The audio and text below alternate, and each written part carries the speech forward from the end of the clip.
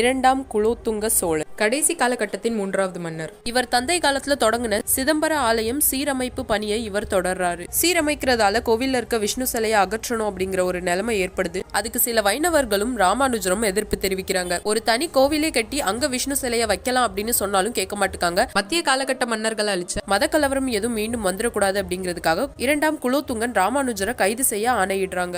அதனால ஹொய்சலர்கள் நாட்டுல போய் தஞ்சம் புகுறாரு ராமானுஜர். இரண்டாம் குலோத்துங்கன் காலத்துலதான் விஷ்ணு சிலையை கடல்ல வீசப்பட்டதாக குலோத்துங்க சோழ உலால குறிப்பிட்டிருக்கு. இரண்டாம் குலோத்துங்க சோழனை தான் கிருமிகண்ட சோழன் அப்படின்னு அழைப்பாங்க. இந்த கிருமிகண்ட சோழன் தான் கோவிந்தராஜ சிலையை அகற்றுனதா வைணவ நூல் ஒன்றுல குறிப்பிருக்கு. ஸ்ரீரங்கம் கோவில்ல இருக்கிற கல்வெட்டுல இரண்டாம் குலோத்துங்க சோழன் கிருமிகண்ட சோழனோட மகன் அப்படின்னு குறிப்பிட்டிருக்காங்க. இரண்டாம் குலோத்துங்க சோழன் ஹிஸ்டரியை பொறுத்தவரை இன்ஃபர்மேஷனை விட கன்ஃபியூஷன் தான் அதிகம். நீலகண்ட சாஸ்திரியும் டி.என். சுப்பிரமணியனும் இரண்டாம் குலோத்துங்க சோழன் விக்ரம சோழனோட மகன் இல்ல, மேலும் வாரிசு வரிசையில பிளவு ஏற்பட்டிருக்கும் அப்படின்னு சொல்றாங்க. அப்படி நம்ம மிஸ் பண்றது எந்த மன்னர் அப்படிங்கிறது இதுவரை தெரியல. படத்தில் இருக்கிற ஹிடன் டீட்டெயில்ஸ் என்னென்னங்கிறத தான் இந்த வீடியோவில் நம்ம பார்க்க போகிறோம். முதல் முறையாது உலகத்தில் பேசப்படுற சொல்லப்படுற முக்காவாசி கான்செப்டையும் இந்த படத்துக்குள்ளே சொல்லியிருப்பார் உலகநாயகன். ஸோ கண்டிப்பாக அவருக்காருங்கிறத நான் வெறும் லிஸ்ட் அவுட் மட்டும் பண்ணி சொல்கிறேன். கண்டிப்பாக நீங்கள் அதை கேட்கும் போதே உங்களுக்கு ரொம்ப இன்ட்ரெஸ்டிங்காக இருக்கும். பெருமாளுடைய 10 அவதாரங்களை அவருடைய 10 கேரக்டர் கூட லிங்க் பண்ணி சொல்லியிருப்பார். 12ஆம் நூற்றாண்டில் வைணவர்களுக்கும் சைவர்களுக்கும் நடந்த சண்டையை சொல்லியிருப்பார். இரண்டாம் குலோத்துங்க சோழனை பற்றி சொல்லியிருப்பார். மகாபாரதா ரெஃபரன்சஸை வந்து படத்தில் யூஸ் பண்ணியிருப்பார். மறுஜென்மம்ங்கிற கான்செப்டையும் படத்தில் யூஸ் பண்ணியிருப்பார். பட்டர்ஃப்ளை எஃபெக்ட்டும் வந்து இந்த படத்தோட ஸ்டோரி கூட லிங்க் ஆகும். அண்ட் சயின்ஸை பற்றி சொல்லியிருப்பார். எபோலாங்கிற ஒரு கொடுமையான வைரஸை பற்றியும் எக்ஸ்பிளைன் பண்ணியிருப்பார். நிறையா லாங்குவேஜஸை வந்து படத்துக்குள்ளே கொண்டு வந்திருப்பார். அதே மாதிரி டிஃப்ரெண்ட்டான ரிலீஜன்ஸையும் உள்ளே கொண்டு வந்திருப்பார். ஹியூமனிட்டி பற்றி பேசியிருப்பார். சுனாமி வரதையும் காமிச்சிருப்பார். அண்ட் அதுக்கான டைலாக்ஸ் அது எதனால் வருதுங்கிறதையும் அவர் சொல்லியிருப்பார். Karma, life cycle, political, business world over எப்படி நடக்குது, காதல், ரிவெஞ்சு, ஹிரோஷிமா நாகசாக்கி டைலாக்ஸில் வரும். பேர்ல் அட்டாக்குங்கிறதையும் டைலாக்ஸில் சொல்லியிருப்பார். மணல் கொள்ளை, கேஸ்ட்டு, நாத்திகம்ன்ற இவ்வளோ டாபிக்ஸையும் ஒரே படத்துக்குள்ளே கவர் டீட்டெயில்ஸில் முதல்ல நம்ம மறுஜென்மங்கிற கான்செப்டை பார்க்க போகிறோம். 12ஆம் நூற்றாண்டில் 3 கேரக்டர்ஸ் வந்து மறுஜென்மம் எடுத்து 20th செஞ்சுரியில் பிறந்திருப்பாங்க. அது யாருன்னு பார்த்தீங்கன்னா ரங்கராஜ நம்பி, கோதை அண்ட் கோதையோடைய அப்பா. இவங்க 3 பேர் தான் மறுபடியும் மட்டும் டோட்டல் ஆப்போசிட்டாக பிறந்திருப்பாரு கோவிந்தராஜ ராமசாமிங்கிற பேரில். ரங்கராஜ நம்பியோடைய கேரக்டர் வந்து பார்த்திங்கன்னா கடவுளுக்காக உயிரே கொடுக்குற மாதிரி அந்த கதை முடிஞ்சிருக்கும். ஆனால் 20th செஞ்சுரியில் இருக்கிற கோவிந்தராஜ் அவரோட தலையில் வர ரத்தம் வந்து பார்த்திங்கன்னா நாமம் மாதிரியே வரும். அதே மாதிரி 20th செஞ்சுரியில் கோவிந்தராஜை வந்து ஒருத்தர் கன் ஷூட்டில் சுடுவார். அப்போது அவர் தலையில் பட்ட அடி பார்த்திங்கன்னா அதுவும் நாம மாதிரியே இருக்கும். ஸோ இந்த டீட்டெயிலிங் வச்சே இவர் தான் மறுஜென்மம் எடுத்து ஒரு பிறந்திருக்காருங்கிற மாதிரி சொல்லியிருப்பாங்க. இதே மாதிரி கோதை ஆண்டாளோட கேரக்டர்ஸ்க்கும் ஒரு லிங்க் இருக்குது. எந்த சிலையில் வந்து தன் தாலியை தூக்கி போட்டு அவங்க இறந்து போனாங்களோ அதே சிலையில் வந்து பார்த்திங்கன்னா 20th செஞ்சுரியில் வந்து ஆண்டாள் நடந்து போகும்போது அந்த சிலையை இடிப்பாங்க. ஸோ இதையும் வந்து ஒரு லிங்காக யூஸ் பண்ணியிருக்காங்க. 12ஆம் நூற்றாண்டில் அந்த ராஜா சிவன் தான் பெரிய கடவுள்னு ஒத்துக்கோன்னு சொல்லும்போது கோதையும் அவங்க அப்பாவும் பார்த்திங்கன்னா அவங்க சொல்கிற மாதிரியே சத்தியாவும் எக்காரணத்து கொண்டும் எந்த இடத்துலையும் பெருமாளை விட்டு கொடுக்காத ஒரு கேரக்டராக காமிச்சிருப்பாங்க. ஆனால் கோவிந்தராஜுங்கிற கேரக்டர் வந்து கடவுள் நம்பிக்கையே இல்லாமல் ரங்கராஜ நம்பி கடவுளுக்காக தன் உயிரியே கொடுக்கறதுக்கு போவார். அப்போ கூட அந்த கடவுள் காப்பாற்றலைங்கிற மாதிரி தான் அந்த கதை முடியும். அதுக்கு பலனா எந்த ஒரு கடவுள் நம்பிக்கையுமே இல்லாமல் இருக்கிற கோவிந்தராஜுங்கிற கேரக்டரை வந்து கடவுள் வந்து அப்பப்போ காப்பாற்றிட்டு வராருங்கிற மாதிரி தான் சீன்ஸ் வச்சுருப்பாங்க. உதாரணத்துக்கு சொல்லணுன்னா ஒரு சீனில் கோவிந்தராஜ், ஃப்ளெச்சர், மல்லிகா ஷராவத் அப்புறம் ஒரு போலீஸ் ஆஃபீஸர் 4 பேருமே காரில் போகும்போது அந்த கார் ஆக்சிடெண்ட் ஆகிடும். அப்போது அவங்க ஒரு லாரியை லிஃப்ட் கேட்டு நிறுத்துவாங்க. அந்த லாரியோடைய பின்னாடி பார்த்தீங்கன்னா சிவலிங்கமுடைய பெயிண்டிங் இருக்கும். ஸோ அந்த லாரி வந்ததுனால தான் கோவிந்தராஜ் வந்து ஃப்ளெச்சர் கிட்டேருந்து தப்பிச்சு போவார். தப்பிச்சு போன அவர் பிரிட்ஜிலேருந்து கீழே விழும்போது அப்போது ஒரு லாரி வரும். அந்த லாரியில் வந்து பார்த்திங்கன்னா ஸ்ரீராமஜெயம்னு எழுதியிருக்கும். அதே மாதிரி கமலோடைய போஸ் வந்து பார்த்திங்கன்னா பெருமாள் படுத்திருக்கிற போஸ் மாதிரியே இருக்கும். ஆண்டாளோடைய வீட்டுக்கு அந்த பார்சல் வாங்குறதுக்காக கோவிந்தராஜ் போவார். அப்போது அங்கே பார்த்தீங்கன்னா ஃப்ளெச்சர், பல்ராம் நாயுடுன்னு எல்லா கேரக்டர்ஸுமே வந்துருவாங்க. யானையோடைய காலில் சுடுவார். அப்போது அந்த யானை ஓட ஆரம்பிக்கும். அந்த சீனில் வந்து பார்த்திங்கன்னா மல்லிகா ஷராவத் வந்து அப்போது அந்த யானை தான் வந்து கோவிந்தை காப்பாற்றும். ஃப்ளெச்சர் கிட்டேருந்து தப்பிச்சு ஆண்டாளும் கோவிந்தும் தள்ளுவண்டியில் ஒரு கையில் பஸ்ஸை பிடிச்சிட்டே போவாங்க. அப்போது அந்த பஸ்ஸில் இருக்கிற பேர் பார்த்திங்கன்னா ஸ்ரீ முருகன்னு எழுதியிருக்கும். ரங்கராஜ நம்பியை காப்பாற்றாத கடவுள் கோவிந்தராஜை ஒரு இடத்துலையும் ஒவ்வொரு தசாவதாரம் படத்தில் வர 10 டிஃப்ரெண்ட் கேரக்டர்ஸுமே வந்து பெருமாளுடைய 10 அவதாரங்களோட கனெக்ட் ஆகுங்கிறது எல்லாருக்கும் தெரியும். அந்த விதத்தில் ரங்கராஜன் நம்பியோடைய கேரக்டர் வந்து பெருமாளுடைய மச்ச அவதாரத்துக்கு கனெக்ட் ஆகுது. இன்னொரு இன்ட்ரெஸ்டிங்கான விஷயம் என்னென்னா, பெருமாளுடைய தசாவதாரத்தில் அவர் முதல்ல எடுத்த அவதாரம் வந்து மச்ச அவதாரம். அதே மாதிரி உலகநாயகனுடைய தசாவதாரத்தில் முதல்ல காமிக்கப்படுற கதை எதுன்னு பார்த்தீங்கன்னா ரங்கராஜன் நம்பியோடைய கதை தான். தண்ணீராலையும் வெள்ளத்தாலையும் உலகத்துக்கு ஒரு பெரிய அழிவு வரும், அப்போது நான் வந்து காப்பாற்றுவேன்னு சொல்லி விஷ்ணு எடுத்த அவதாரம் தான் முதல் மச்ச அவதாரம். அதே மாதிரி இந்த தசாவதாரம் படத்துலையும் பார்த்தீங்கன்னா 12ஆம் நூற்றாண்டில் ரங்கராஜன் நம்பியும் அந்த பெருமாள் சிலையும் கடலுக்குள்ளே போனதுனால தான் 2004 சுனாமியாக வெளியில் வந்து எபோலாங்கிற வைரஸ் மக்கள்கிட்ட பரவாமல் மக்களை காப்பாற்றினாங்கங்கிற மாதிரி கதை முடியும். சொல்லப்போனால் அந்த மச்ச அவதாரத்தில் மக்கள் எல்லாருமே ஒரு போட்டில் வந்து காப்பாற்றி தான் கொண்டு போகும். அதே மாதிரி இந்த படத்தில் பார்த்தீங்கன்னா சுனாமி வரும்பொழுது கோவிந்தும் சரி ஆண்டாலும் சரி ஒரு போட்டுக்குள்ளே தான் போய் விழுவாங்க. ஸோ அதில் விழுந்ததுனால தான் சுனாமிங்கிற பேரலையிலேருந்து அவங்க தப்பிக்கப்படுவாங்க. அந்த போட்டோடைய பேரும் பார்த்தீங்கன்னா ராமசாமின்ற பெருமாள் பேர் தான் இருக்கும். இந்த மச்ச அவதாரத்துக்கு இன்னொரு பேர் இருக்குது, அதுதான் ஃபிஷ் அவதார். ஏன்னா அந்த அவதாரம் பார்க்குறதுக்கு ஒரு ஃபிஷ் தோற்றத்தில் தான் இருக்கும், கடலில் தான் இருக்கும். ஸோ அதே மாதிரி படத்துலையும் பார்த்தீங்கன்னா 12ஆம் நூற்றாண்டில் ரங்கராஜன் நம்பியும் பெருமாள் சிலையும் கடலுக்குள்ளே போகும்போது கடைசியாக ஒரு ஷார்க் ஃபிஷ் வர மாதிரி காட்டுவாங்க. அதே இடத்துல அதே சாமியால் மறுபடியும் 2 பேர் ஒன்று சேர்றாங்கங்கிற மாதிரி இந்த கிளைமேக்ஸ் முடிச்சிருப்பாரு. அது ரொம்பவே அழகாக இருக்கும். இந்த தசாவதாரம் படத்தில் சில பெருமாள் கோயிலில் இருக்கிற பெருமாளை கடலில் வீசினதும் உண்மைதான். படத்தில் கோவிந்தராஜுங்கிற கேரக்டரை வந்து பெருமாளுடைய 10ஆவது அவதாரமான கல்கி அவதாரத்தை கூட கனெக்ட் பண்ணியிருப்பாங்க. கல்கி அவதார பாம்பு மூலயமா ஒரு பக்கம் அசுரர்களும் ஒரு பக்கம் தேவர்களும் கடைவாங்க.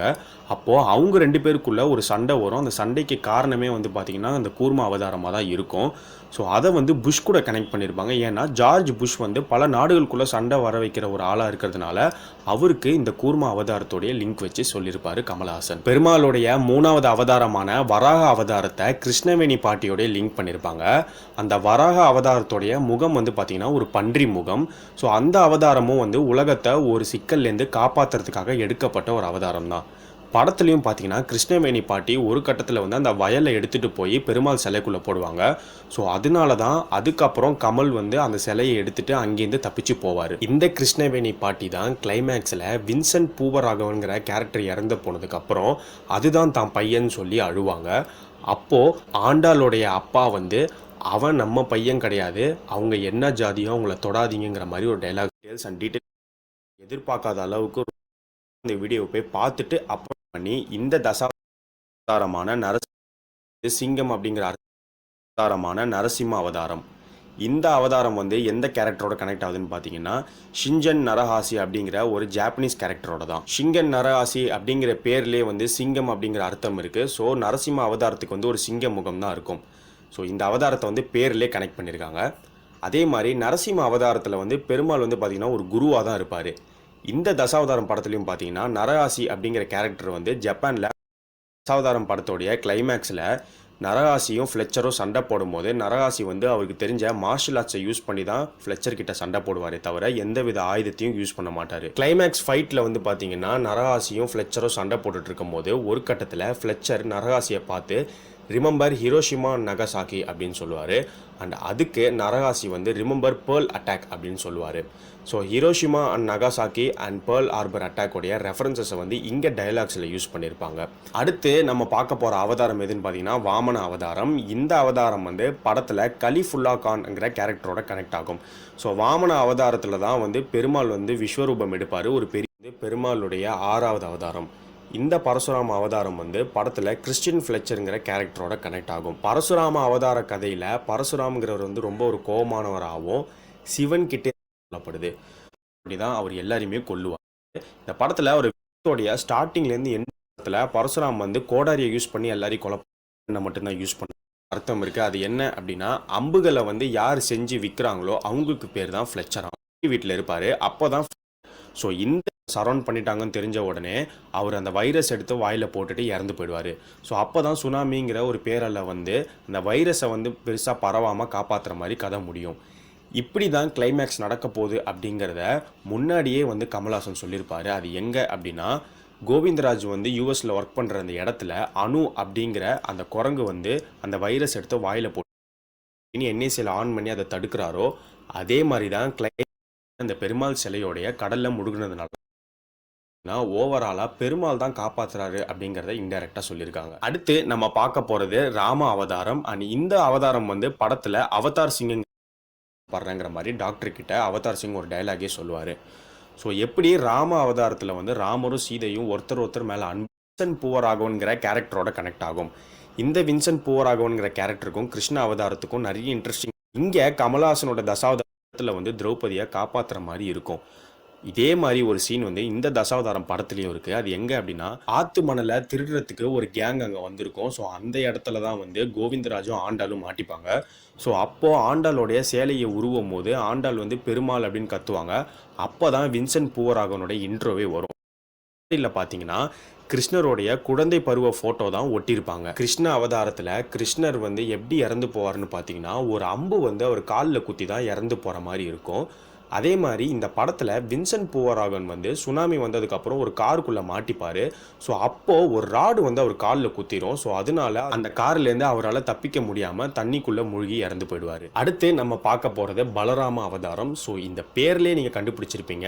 இந்த அவதாரம் வந்து படத்தில் பல்ராம் நாயுடுங்கிற கேரக்டரோட கனெக்ட் ஆகும். பலராம அவதாரம் ரெண்டு கேரக்டர்ஸோடைய மேக்கப்ஸ் வந்து பார்த்தீங்கன்னா கிட்டத்தட்ட சிமிலராகவே இருக்கும். கோவிந்த் ஒர்க் பண்ணுற இடத்தோடைய பேர் வந்து பியேகிள். அதோடைய சிம்பிளை நோட் பண்ணுங்கள், 666 மாதிரி இருக்கும். ஸோ 666 அப்படிங்கிற நம்பர் வந்து டெவிலை குறிக்குது. ஸோ அதே மாதிரி அந்த வைரஸை ஒரு பாக்ஸில் வச்சுருப்பாங்க. அந்த பாக்ஸோடைய பாஸ்வேர்டு என்னன்னு பார்த்தீங்கன்னா 00666. ஸோ இந்த வைரஸ் எவ்வளோ ஆபத்தானது தசாவதாரம் படத்தில் இருக்கிற ஹிடன் டீட்டெயில்ஸ். ஸோ இவ்வளோ ஹிடன் டீட்டெயில்ஸ் இருந்ததுனால தான் நாங்கள் பார்ட் 1 பார்ட் 2ன்னு 2 வீடியோ போட்டிருந்தோம். இந்த படம் ரிலீஸ் ஆகி 11 வருஷம் ஆகுது. ஸோ 11 வருஷத்துக்கு முன்னாடியே இவ்வளோ ஹிடன் டீட்டெயில்ஸ் வச்சு ஒரு படம் எடுத்திருக்காங்கன்னு நினைக்கும் போது ரொம்பவே ஆச்சரியமாக இருக்குது. இந்த வீடியோ உங்களுக்கு பிடிச்சிருந்தா, not too many people had even heard about Oppenheimer until this Nolan movie. Oppenheimer was a very interesting person. He was a Sanskrit scholar. He had translated the Bhagavad Gita from Sanskrit to English, and he would quote passages from the Bhagavad Gita. Damn. When it came to building the atomic bomb, narrative was that the Germans have already achieved nuclear fission. So get together the best scientists that you know of. You will get whatever funds you want. Get this done. And he always had a lot of regret for what happened, unleashing this terrible power. He reminded himself of what Lord Krishna told Arjun: just do your duty. Don't worry about the consequences. I believe the movie is about a court case that happens post World War II. After the World War II, communism was declared an un-American ideology. Oppenheimer had associations with the Communist Party, but he was a patriot and he worked for the US and he developed this entire project. There was always the possibility of somebody leaking information to the enemy, and it actually happened. He had to come and testify in front of various committees and prove his innocence. And even though he was never found guilty of any kind of wrongdoing, he was demonized and there was this terrible witch hunt against him, and he became very bitter and unhappy naturally. इस तस्वीर को ध्यान से देखो और पहचानो ये कौन है। जी हाँ, आपने सही पहचाना, ये कमल हसन ही है, एक फेमस साउथ इंडियन आर्टिस्ट जिन्होंने बॉलीवुड में भी काम किया है। आप इनको इनकी कई फिल्मों से जानते होंगे, जैसे चाची 420, हे राम, अभी हाल ही में रिलीज हुई विक्रम, और मुझसे पूछो तो मुझे कमल हसन की दशम अवतार बहुत ज्यादा पसंद है, जिसमें इन्होंने एक परम विष्णु भक्त होने का किरदार निभाया है, जो मुझे पर्सनली काफी अच्छा लगा था। लेकिन साथियों, वह कहते हैं ना, चलचित्र और चरित्र में काफी अंतर होता है। वही अंतर यहाँ पर भी आपको देखने को मिलेगा। कहने को तो कमल हसन एक हिंदू अयंगर ब्राह्मण फैमिली से ताल्लुक रखते हैं, लेकिन इनके मन में हिंदू और सनातन के लिए सिर्फ नफरत भरी पड़ी है। अभी रिसेंटली 3 अगस्त को कमल हसन का एक बयान आता है, जिसमें ये कहते हैं, only education can break chain of dictator Sanatan. यहाँ एजुकेशन तो ठीक है, लेकिन सनातन से आपका क्या तात्पर्य है? आप क्यों बार बार हिंदू धर्म के मान्यताओं को टारगेट करते हैं? और साथियों, ये पहली बार नहीं है, इन्होंने पहले भी कई बार हिंदू धर्म की मान्यताओं को नकारा है। ना सिर्फ नकारा है, इन्होंने हिंदुओं को टेररिस्ट भी कहा है। यहाँ तक कि इन्होंने पोनियन सेल्वन मूवी रिलीज के समय हिंदू धर्म जैसा चोला डायनेस्टी में कुछ नहीं था। उस समय शैविज्म, वैष्णविज्म, जैनिज्म तो था, लेकिन हिंदुइज्म जैसा कुछ नहीं हुआ करता था। और साथियों, आपको उदयनिधि स्टालिन के सनातन पर रिमार्क तो याद ही होंगे, जब इन्होंने सनातन को डेंगू मलेरिया जैसे डिजीज से कंपेयर किया था और सनातन को खत्म करने की बात कही थी। तब भी कमल हसन ने उदयनिधि स्टालिन को खुलकर सपोर्ट किया था। साथियों, ये सब चीजें इस बात का प्रूफ है कि कमल हसन के मन में सनातन हिंदू धर्म को लेकर कितनी घृणा भरी हुई है, जिसका प्रदर्शन ये समय समय पर करते आए हैं। साथियों, आपका क्या कहना है? ये हिंदुइज्म को टारगेट करके किसको खुश करना चाहते हैं? आप अपनी राय कमेंट में जरूर दें और इस वीडियो को ज्यादा से ज्यादा शेयर करें ताकि इनका वास्तविक चेहरा सबको पता चले। राम राम, सत श्री अकाल।